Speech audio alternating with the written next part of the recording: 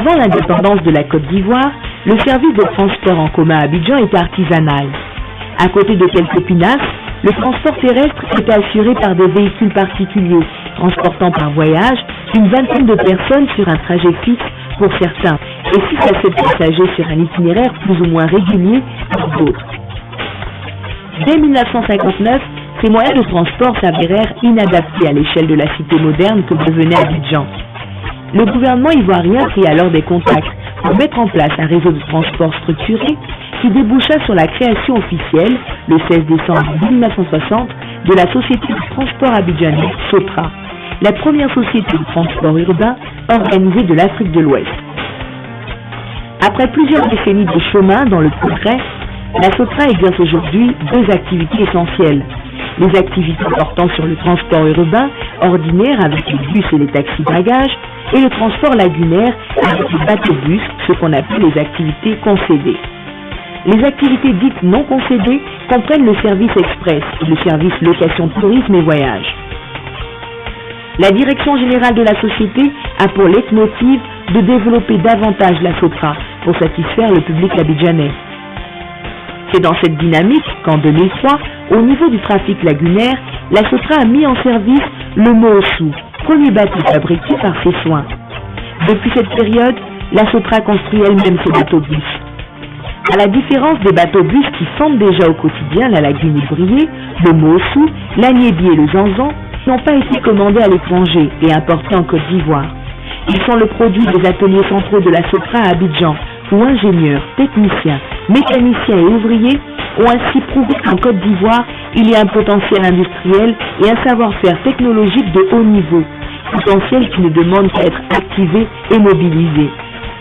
En effet, pour soutenir son développement et réduire ses coûts de production et d'exploitation, la SOTRA a construit des ateliers centraux en 1984. Initialement réalisés pour répondre aux besoins de gros entretiens du parc, les ateliers centraux ont construit 42 véhicules de type R105 et 2 cars climatisés de type Twister. Depuis 2003, les ateliers centraux construisent des bateaux-bus dont le prix est ramené de 500 millions de francs CFA, soit environ 800 000 euros, à moins de 150 millions de francs CFA, soit environ 230 000 euros, avec une esthétique améliorée et des performances supérieures au premier bateau acquis en 1981. La construction du bateau-bus dans les ateliers centraux de la SOTRA est réalisée selon le processus suivant. Fabrication de la coque, fabrication des sous-ensembles,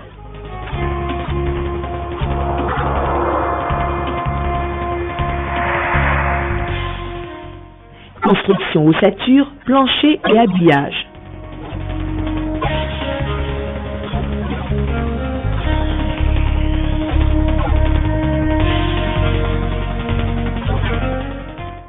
Pose des organes mécaniques.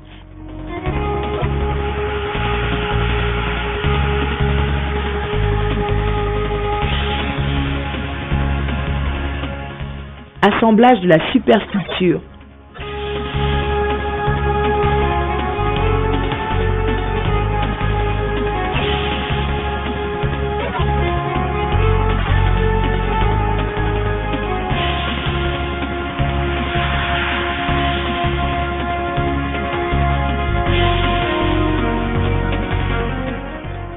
Aménagement intérieur.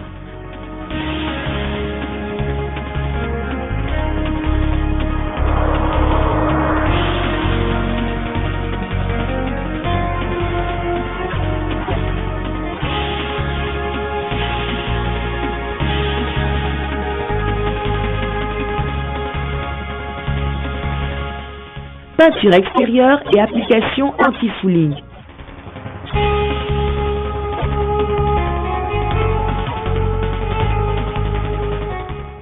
Pose des éléments de sécurité.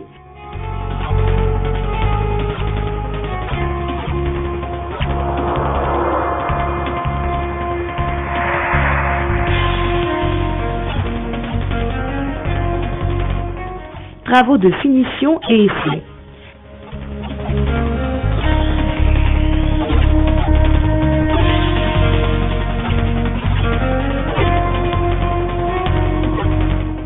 Certificat de jaugeage.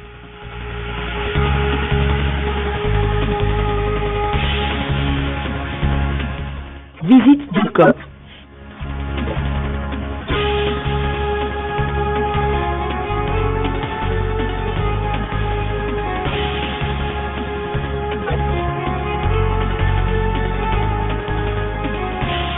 C'était sur Lagune.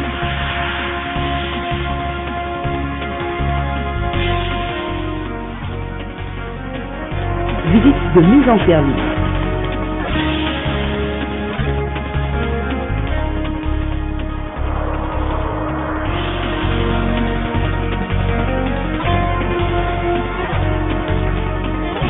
La capacité de production des installations actuelles des ateliers centraux de la SOTRA est de 1 bateau-bus chaque 3 mois.